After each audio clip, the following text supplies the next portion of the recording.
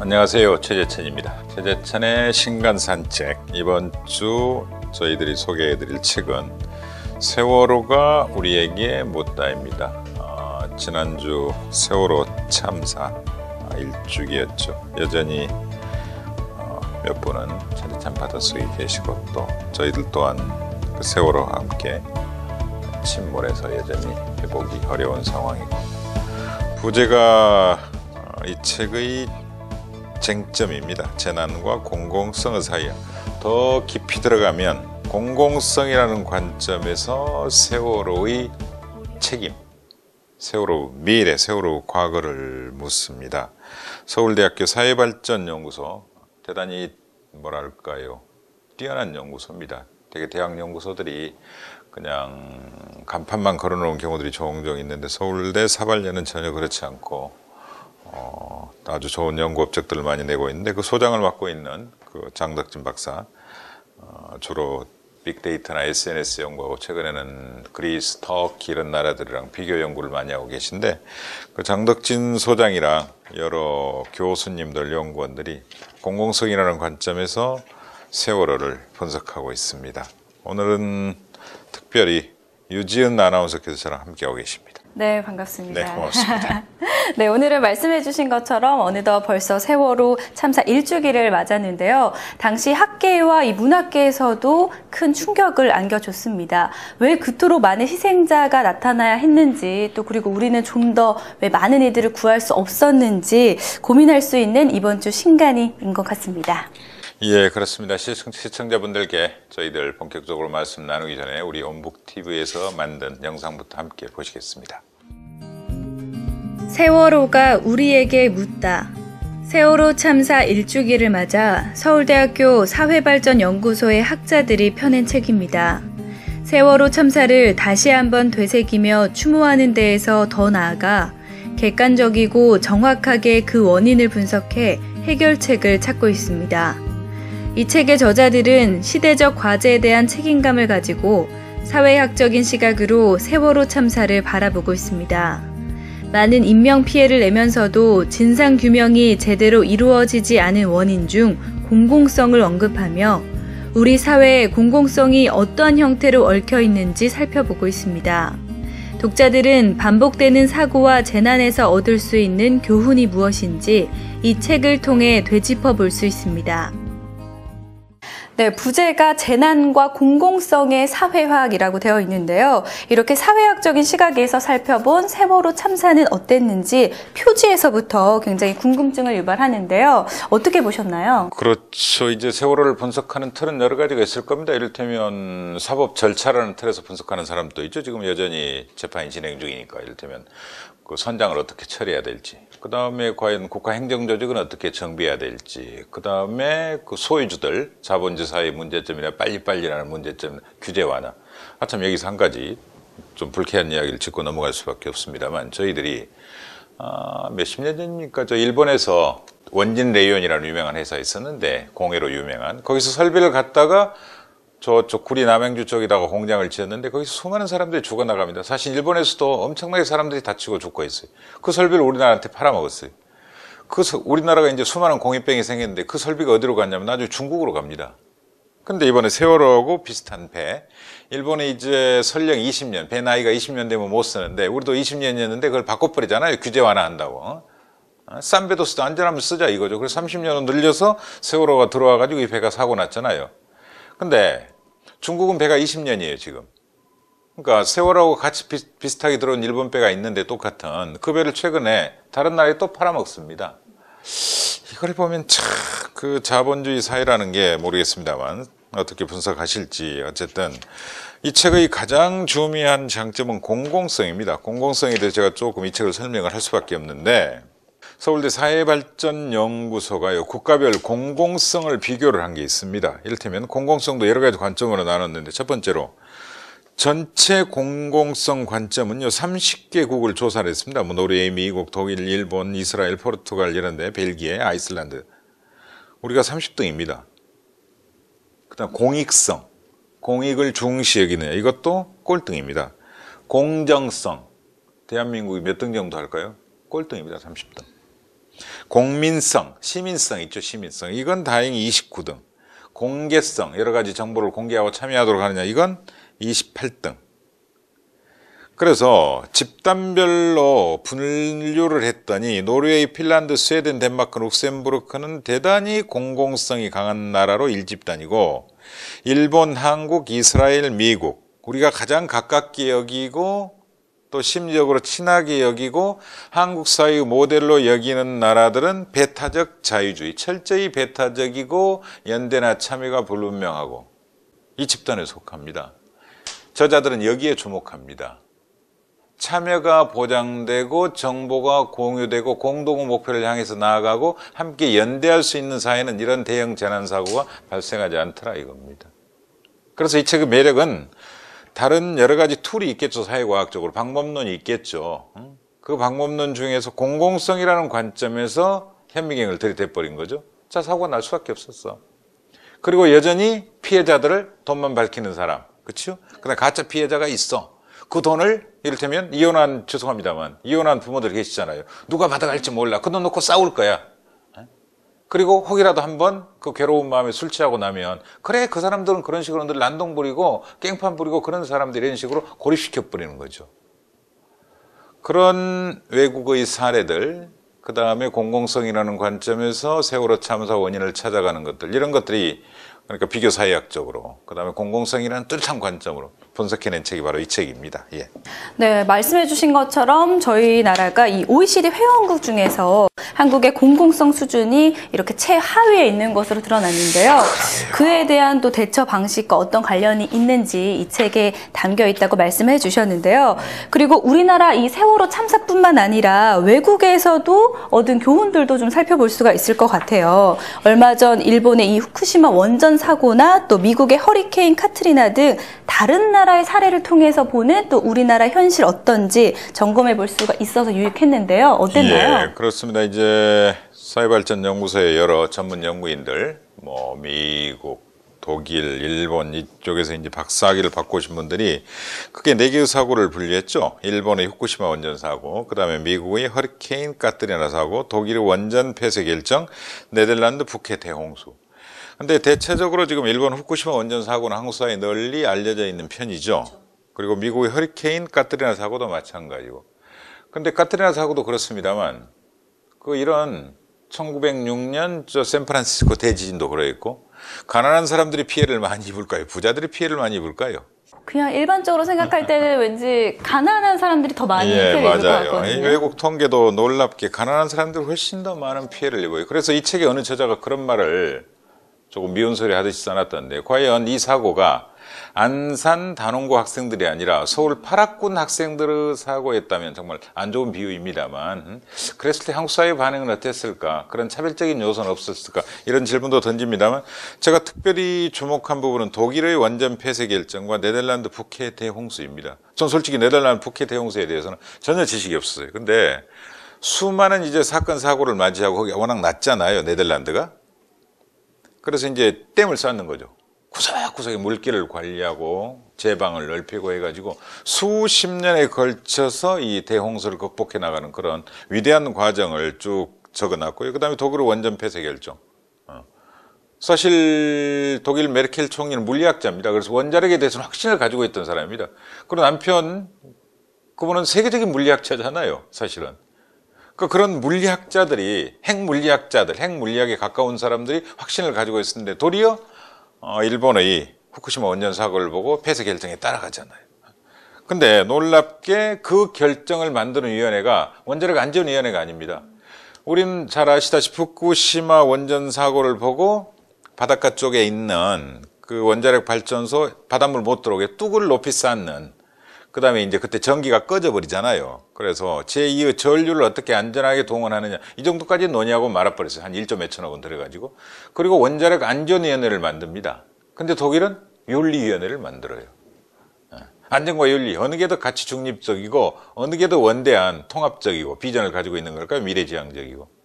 독일은 하여튼 윤리위원회를 만들었는데 그런 부분에 대해서 한국의 이 세월호 참사와 비교 사회학적으로 잘 비교해 놓은 부분도 우리가 장점이죠, 이 책에. 예. 네, 이번 주 신간 세월호가 우리에게 묻다인데요. 저자가 그렇다면 이렇게 외국의 사례들까지 쭉 짚어놓으면서 우리에게 좀 전하고자 했던 궁극적인 메시지는 무엇일까요? 근본적으로 공공성 회복이죠. 한국 사회가 다른 나라와 비교해 볼 때 공민성이건 공개성이건 모든 공공성의 영역에서 종합적으로 꼴등이다. 그렇잖아요? 그러면 그 공공성을 어떻게 확보해 나가고 넓혀 나갈 것이냐. 대단히 어쩌면 추상적인 이야기잖아요. 그래서 이 책도 그런 점에서 대안은 조금 미흡합니다만 제가 주목한 부분은 독일입니다. 독일. 결국은 시민의식의 성장이 가장 중요한데 독일 정치교육의 중심에 연방 정치교육원이 있었답니다. 근데요. 저도 너무 놀라서 이 형광펜으로 칠해놨습니다만 보이텔스바흐 협약이 있습니다. 보이텔스바흐 1976년 가을 독일의 바덴비르텐베르크 주에서 각 정치적 정파들이 모여서 수차례 회의를 넣습니다. 그리고 독일의 사회교육, 정치교육은 어떻게 돼야 된다는 기본 강령을 정해요. 기본 강령 들어보세요. 첫째, 교화 또는 세뇌 금지의 원칙. 둘째, 모순 인정의 원칙. 셋째, 참가자 중심의 원칙. 좀 범줄감지라만 정말 합리적인 원칙입니다. 첫째, 교화나 세뇌를 금지한다. 스스로 판단하게 해야 돼요, 주체가. 주입식 교육, 그렇죠? 특정 이념이나 특정 주의를 강요하는 교육. 특히 한국 사회에서 반공을 강요하는 교육. 그렇죠? 근데 그렇지 않아요, 독일은. 독일 이때 1976년이면 분단국가잖아요, 독일 그때. 근데 독일은 똑같이 정치교육이 중요하다, 윤리교육이 중요하다, 사회 재교육이 중요하다, 교육은 학교에서만 이루어지지 않는다. 그래서 300개가 넘는 교육기관, 재단, 독립해 있는 자율 사적 기관들한테 연방 예산으로 돈을 지원해줘요. 그리고 이 회방만 지켜라, 니들끼리 공부해라, 토론해라, 학습해라 이거예요. 맡겨버리는 거죠. 그 첫째가 교화 또는 세뇌 금지. 어떻게 뇌를 씻어냅니까? 내 생각을 강요해서는 안 되잖아요. 세뇌가 뇌를 씻어내는 거잖아요, 세뇌. 둘째, 모순 인정. 세상은 모순으로 가득 차 있는 거예요. 절대 진리란 존재할 수가 없잖아요. 물론 종교적 관점은 별개입니다만. 셋째는 참가자 중심. 그렇죠. 강사는 교육자가 강요하고 세뇌하고 어떤 입장을 주입시키는 게 아니라 스스로 판단해서 결정하고 합리적으로 토론하고 논쟁을 통해서 실체적 진실을 발견해 나가고 이 세 가지만 딱 정해주는 거죠, 각 정파가. 전 이 협약을 전혀 모르고 있다가 이걸 보고는 너무 고마워서 이 책을 읽고 나서 지금 만나는 사람한테다 이 세 가지 원칙을 이야기하고 다닙니다. 정말 부끄럽지만 전 몰랐어요. 우리 한국 사회가 이런 기본적인 이념을 바탕으로 제대로 된 정치교육, 사회교육을 한다면 시민성을 회복하는 거죠. 우리는 대단히 복합적인 지위를 가지고 있습니다. 우리가 지하철 탈 때는 그냥 그렇죠? 탑승자에 불과하죠. 네. 우리가 저축할 때는 투자자잖아요. 그다음 내가 회사에서 일할 때는 노동자죠. 그렇지만 내가 누군가한테 돈을 줄 때 커피숍에 돈을 준다 그때는 사용자잖아요. 여러 가지 복합적이에요. 내가 노동자이기도 하고 사용자이기도 하고 저축자이기도 하고 소비자이기도 하고 생산자이기도 하고 투자자이기도 하고 근데 어느 한 입장에만 고립돼서 선다면 세상은 배타적이 돼버리는 거죠. 이 종합적인 지위, 시민으로서의 명예로운 지위를 회복하는 게 공공성을 회복하는 일이고 그게 공화국이거든요. 공화국. 공화국입니다. 공화. 우리 민주공화당도 있었지만 공화주의, 공화국. 함께 결정하는 거, 공공성을 회복하는 거. 예. 네, 지금 이렇게 말씀을 해주셨는데 이 부분 말고도 읽으시면서 유난히 좀 가슴에 와닿았던 대목이 있다면 한 대목 부탁드립니다. 제가 이 정리가 잘 돼 있는 부분을 조금만 요약해 드릴게요. 우리 사회를 이중 위험 사회라고 표현해 놨습니다. 이를테면 잠깐 유비를 하자면 영국 보수당이 지금 캐머런 당수가 집권하기 전에 영국 사회를 분석하는데 영국은 분단 상태다 이렇게 선을 내버려요. 아시겠죠? 가진 자와 못 가진 자, 양극화. 영국은 분단되고 있다. 제가 그 말을 따다가 한국 사회는 이중분단이다. 내가 그렇게 한 몇 년 정도 쓴 적이 있어요. 몇 년간. 남북 간의 분단. 그렇죠? 우리는 동서 간의 분단. 서울과 지방 간의 분단. 사용자와 노동자 간의 분단. 그렇죠? 그 다음에 양극화 분단. 가진 자와 못 가진 자의 분단. 수많은 분단 구조가 한국 사회는 중첩되어 있는 대단히 위험한 사회다. 빨리 이걸 통합해야 된다 그랬는데 이 책에 재밌는 이야기를 해놨더라. 한국 이중 위험 사회다. 더구나 올 초에 돌아가신 울리 백이라는 독일의 유명한 사회학자가 뭐라고 그랬습니까? 한국은 특별히 더 위험한 사회라고 그랬어요. 그 사회학자 눈에 위험 사회라는 개념을 만든. 왜 그 사회학자 눈에 그 통찰력 있는 분을 한국이 특별히 위험한 사회라고 보여줬을까요? 그런 겁니다. 한국은 과거형 재난과 미래형 재난이 중첩되어 있다는 겁니다. 다리가 부러지는 거. 그렇죠. 다리가 무너지잖아요. 그 다음에 땅이 퍽퍽 꺼지는 거. 이런 것들은 과거형 재난이에요. 세로처럼 빠지는 거. 침몰하는 거. 미래형 재난은 대단히 복합적입니다. 눈에 보이지 않아요. 공간의 경계가 무너져요. 중국 황사가 새로운 재난이에요. 그렇잖아요. 그 다음에 원자력 발전소 사고는 앞으로 수만 년 가잖아요. 그러니까 지금 당대의 사고로 그치지 않아요.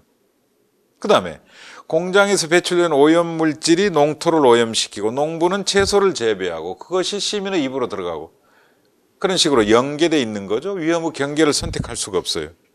그 다음에 불평등이 증가해요. 위험이. 자연재해도 똑같은 자연재해지만 인종, 계층, 지역사회에 따라서 큰 차이를 일으켜요. 그 다음에 돌발적이에요. 어디서 어떤 일이 터질지 아무도 예측하지 못해요. 이런 위험성을 생각한다면 우리는 지금까지 대체적으로 북한으로서 위험, 이게 가장 한국 사회를 지배하는 위험이고 이것만 막으면 한국 사회는 안전하다고 생각해 왔잖아요. 외부로부터 위험. 근데 어느새 내부로부터 위험이 싹 트는 거죠. 묻지마 폭행 사건들 일어나고 그 다음에 극단적인 살인 사건들 퍼져나가고 가장 큰 위험은 전 세계에서 가장 자살을 많이 하잖아요. 어떻게 사람이 가장 자기를 사랑하는 자기를 죽입니까? 이게 최고의 위험이에요. 우리 스스로 인간의 존엄과 정체성을 상실해가는 것. 나를 사랑해야 다른 사람을 사랑하고 다른 사람이 존중돼야 나도 존중을 받을 수 있는데 자기 자신을 사랑하지 않는데 어떻게 남을 사랑할 수 있겠습니까? 거기서 공공성과 연대성이 깨져버리니까 다들 원자화된 개인이 되고 스스로 사회적 안전망, 연대적 끈들이 무너져 내려버리는 거죠. 그런 점에서 이 책은 공공성의 사회학이라는 사회학이 뭐 가족관계니 뭐니 범죄 사회학이 이런 걸 밝히는 게 아니라 한국 사회 현실적인 문제점을 그때그때 발생한 사건 사고를 외국의 이론과 사회학적 비교 방법론을 통해 밝히고 있다는 것. 이건 대단한 학술적 업적일 수밖에 없는 거죠. 예. 네, 의원님께서는 2장의 64쪽에서부터 66쪽에 있는 이중 위험사회 한국 부분의 한 부분들을 핵심적으로 소개를 해주셨습니다. 그럼 저는요, 이 뒤쪽 부분에서 좀 한 부분을 낭독을 해드리려고 하는데요. 한번 낭독해 보도록 하겠습니다. 세월호 실종자 수색 작업에서 언딘을 둘러싼 논란은 해양 군안 작업이 실질적으로 민영화되어 있다는 것을 보여주었다. 많은 잠수부들의 헌신과 희생이 있었지만 그럼에도 민간 업체가 중심이 되어 실종자 수색을 하는 장면은 대다수 국민들의 기대와는 큰 차이가 있었다. 세월호 참사가 발생하기 이전에 대한민국의 국민들은 만약 이런 일이 발생하면 당연히 국가가 사태 수습의 중심에 설 것으로 기대했을 것이다. 작은 정부도 좋고 민영화의 효율성도 좋지만 공공의 영역에 남을 것은 공공의 영역에 남아 있어야 하는 것이다. 저는 이 부분을 낭독을 했는데요. 이렇게 말씀해 주신 것처럼 계속해서 저희가 공공성에 대해서 말을 하고 있는데 위험관리의 공공성 확보가 필요하다는 이 저자의 생각이 가장 좀 잘 나타나 있는 대목이 아니었나 그런 생각이 듭니다. 다시 제가 두 가지만 더 말씀드리고 정리를 해야 되는데 첫 번째는요. 이 통계는 여러분들이 좀 알아주시면 좋겠는데 세계 가치관 조사를 한 게 있거든요. 최근 건데 우리나라는 성장, 그러니까 성장을 대단히 중시 여깁니다. 그 다음에 개인의 성공을 중시 여겨요. 사회의 성공이 아니라 개인의 성공. 그 다음에 물질적 부의 축적. 부자 되세요. 그 표가 있잖아요. 전 세계에서 부자 되세요가 인사말이 되는 나라는 아마 대한민국 유일했을 겁니다. 성장, 개인의 성공, 물질적 부의 축적. 이게 다른 나라에 비해서 훨씬 중시됩니다. 그럼 다른 나라는 어떻게 하느냐? 다른 나라는 경쟁은 인정을 해요. 그렇잖아요. 경쟁을 인정하지 않으면 세습을 인정하는 것이 되거든요. 봉건 잔재를. 경쟁을 인정합니다. 근데 성공이나 성장이 그렇게 절대적으로 중요한 게 아니라 참여. 그렇죠? 함께 가는 거죠. 그러니까 빨리 가려면 혼자 가고 멀리 가려면 함께 가라고 그랬잖아요. 참여, 이타심. 다른 사람 생각해야죠. 이타심. 그다음 관용. 이런 것들을 대단히 중요한 정신적 가치, 사회적 가치로 여겨요. 우리는 철저히 원자화된 개인주의, 개인의 이기심을 극단으로 끌고 가는 걸 최고의 가치 덕목으로 여기고 한국 사회 최고의 윤리로 여기고 다른 나라는 그래 그것도 중요해. 경쟁 중요하지. 그래 성공해야지. 물질력 중요하지. 나도 돈 많이 벌고 싶어. 그렇지만 또 다른 중요한 한계 있어. 관용. 그렇죠? 나도 한계가 있는 인간이니까 다른 사람도 한계를 인정해 줘야죠. 용서해야죠. 그다음 이타심. 그래, 내가 너를 도우니 너도 나를 도와주더라. 내가 국가에 세금을 충실하게 했더니 국가는 내 노후를 보장해 주던데, 내가 군복무 열심히 했더니 군대 가서 다쳤으니까 평생 내가 먹고 살게 내 자녀들 교육까지 시켜주던데, 이런 신뢰, 그렇죠? 이타심, 국가에 대한 믿음, 참여, 이런 것들을 인정을 하거든요. 한국 사회는 그 점에서 부족하고요. 그 다음에 마지막으로 한 가지 더 붙이자면, 아까 제가 독일 원자력 폐쇄 결정을 내릴 때 그걸 장덕진 교수가 원자력윤리위원회 위원장을 만나서 그렇게 물었더라고요. 이렇게 물었어요. 한국은 이미 원자력 안전위라고 했다. 독일도 원자력 안전위원회라고 왜 하지 않았어? 혹은 원자력 경제성 검토위원회라고 왜 하지 않았어? 그러니까 이렇게 대답했답니다. 우리는 원자력의 문제를 효율성이라는 틀로 판단해도 되는지를 가장 먼저 결정해야 했다. 왜? 원자력은 위험하다. 첫째, 군사적 전용 가능성이 있다. 둘째, 다음 세대에게 10만 년, 20만 년 다음 세대에게 원자력 폐기물을 물려줘야 되는데 이 효율성을 나를 판단한 자신이 없다. 그렇다면 가치 판단의 문제고, 그건 윤리의 문제잖아요. 가장 고양된 높은 가치의 문제, 가장 고도의 판단을 요하는 가치의 문제라고 보는 거죠. 경제성을 뛰어넘는, 정치성을 뛰어넘는, 당파성을 뛰어넘는, 학문성을 뛰어넘는, 그건 윤리거든요. 윤리. 인간은 윤리적 동물이어야 되잖아요. 철학적 인간이라는 거잖아요. 그러니까 당연히 가장 높은 수준의 이름, 윤리위원회라고 이름을 지었고, 그 결정에는 전직 추기경도 들어갑니다. 그 다음 울리백이라는 사회학자도 들어가요. 근데 대한민국 원자력 안전위원회는 누가 들어갑니까? 전부 다 원자력 전문가만 들어가요. 근데 이런 말 있잖아요. 전쟁은 너무나 중요한 문제이기 때문에 군인에게만 맡겨둘 수 없다. 유명한 옛날 프랑스 제1차 세계대전 때 클레망소라는 프랑스 수상이 했단 말이에요. 원자력은 너무나 중요한 문제이기 때문에 원자력 물리학자들에게만 맡겨놔서는 안 되는 거예요. 근데 우리는 전문가라는 이름으로 전부 다 맡겨버리죠. 그래, 해경이 잘 알아서 해봐. 국가안전관리원회 잘 해봐. 시민이 참여해서 직접 결정하고 직접 판단해야 돼요. 네, 알겠습니다. 말씀 쭉 잘 들었는데요. 이제는 마지막으로 저희가 이번 이 신간 세월호가 우리에게 묻다를 통해서 이 책을 읽는 독자들이 좀 어떤 메시지를 느끼고 어떤 생각을 하면 좋을 것 같은지 말씀해 주시죠. 첫째는 연대가 필요합니다. 세월호 참사 유가족들 혹은 실종자분들과의 심정적인 연대, 정신적인 연대, 그렇죠? 사회적 연대가 필요해요. 그래야 성찰이 있을 수 있습니다. 성찰이 있어야 반성이 있고, 반성이 있어야 막연히 고쳐 쓰는 게 아니라 새로운 시스템을 만들어내야 되는 거죠. 고쳐 쓰는 걸로는 안 되는 사회잖아요, 지금. 그 다음에 두 번째는 역시 각 학자들, 이 책을 수많은 이제 세월호 참사를 분석합니다만, 법률가는 법률가대로, 행정가는 행정가대로. 이 책은 공공성의 관점에서 분석하기 때문에 한국 사회 공공성을 개선을 해야죠. 공화국으로 만들어야 돼요. 공화국으로. 개인주의 국가가 아니라 공화국으로 만드는 노력은 공공성을 회복하자는 거거든요. 공개하고 참여하고 그 다음에 공동으로 결정하고 공동으로 책임지는 그런 공공성 회복이야말로 이 책이 주는 최고의 메시지이고, 그런 공공성 회복 운동이야말로 이런 참사를 반복하지 않는 중요한 길이 될 것 같습니다. 네, 오늘 말씀해 주신 두 가지 이 책을 통해서 연대와 또 공공성의 회복, 이 책을 읽으시는 모든 분들이 이 두 가지는 꼭 잊지 말고 기억하시면 좋을 것 같습니다. 예, 세월호 참사 1주기를 맞이해서 다시 한번 고통과 슬픔을 함께 나누고 마음속 깊이 연대합니다. 그리고 하루빨리 돌아오셔야 될 분들께서 또 돌아오셔야 되고, 그럼으로써 우리가 깊은 성찰과 반성을 바탕으로 그분들의 상처를 치유하고 다시는 이런 일이 나지 않도록 노력을 해야 될 거고요. 새로운 노력들은 여러 가지 관점이 있을 겁니다만, 하여튼 우리 서울대학교 장덕진 교수 등 사회발전연구소가 이야기를 하듯이 공공성이라는 관점에서 한국 사회를 개조할 수 있는 새로운 대안, 새로운 방책이 꼭 필요한 시점인 것 같습니다. 지금까지 저는 최재천이었습니다. 다음 주에 다시 찾아뵙겠습니다. 고맙습니다.